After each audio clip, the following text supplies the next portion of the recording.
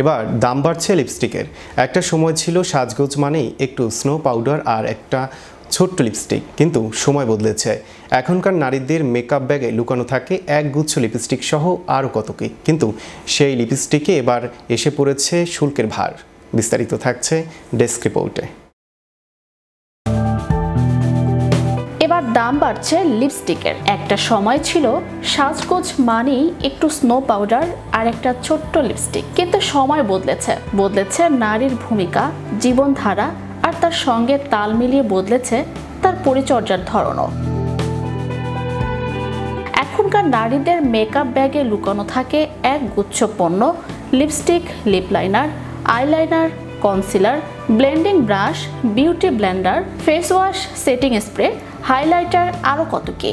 কিন্তু সেই লিপস্টিকে এবার এসে পড়েছে শুল্কের ভার।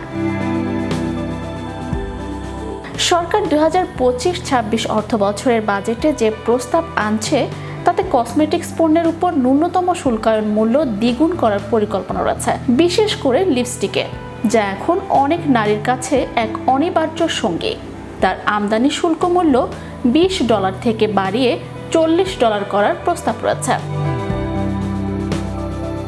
শুধু লিপস্টিক নয়, এই তালিকায় রয়েছে lip liner, lip gloss, lip gel, eyeshadow, eyeliner, eyebrow pencil, mascara, manicure পেডিকিউরে ব্যবহৃত gel, face cream, moisture lotion, foundation, face wash, মেহেদি এবং মেকআপ কিট, যা বর্তমানে মূলত আমদানি নির্ভর। বাংলাদেশে এখনও কসমেটিক্স ও স্কিন কেয়ার পণ্যের বেশিরভাগই আমদানি নির্ভর, তবে একটি বড় কোম্পানি সম্প্রতি দেশেই এসব পণ্য তৈরি শুরু করেছে। দেশীয় উৎপাদকদের সুরক্ষা দিতে এবং বাজারে এক ধরনের লেভেল প্লেইং ফিল্ড আনতেই আমদানি শুল্ক বাড়ানোর এই পরিকল্পনা নেওয়া হচ্ছে।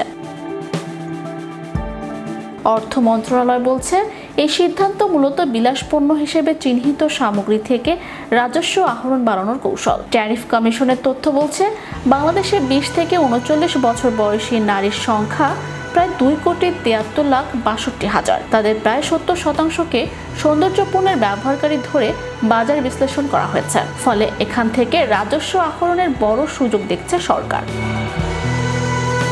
ট্যারিফ কমিশন বলছে, দেশে কসমেটিক্স পণ্যের আমদানিতে নানা জটিলতা রয়েছে। লাগেজ পার্টের মাধ্যমে আসা বিপুল পণ্য থেকে সরকার কোনো রাজস্ব পায় না। অন্যদিকে বৈধ আমদানিতেও অনেক সময় দামি ব্র্যান্ডের পণ্যের মূল্য কম দেখিয়ে শুল্ক ফাঁকি দেওয়া হয়। ঢাকার গুলশান, বনানী, বেইলি রোড, ধানমন্ডির মতো এলাকায় এসব পণ্য উচ্চ দামে বিক্রি হলেও সবই বিদেশি ট্যাগে থাকে।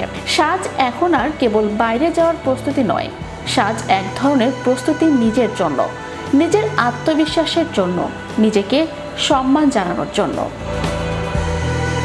চ্যানেল ইউরোপ বিনোদন ডেস্ক।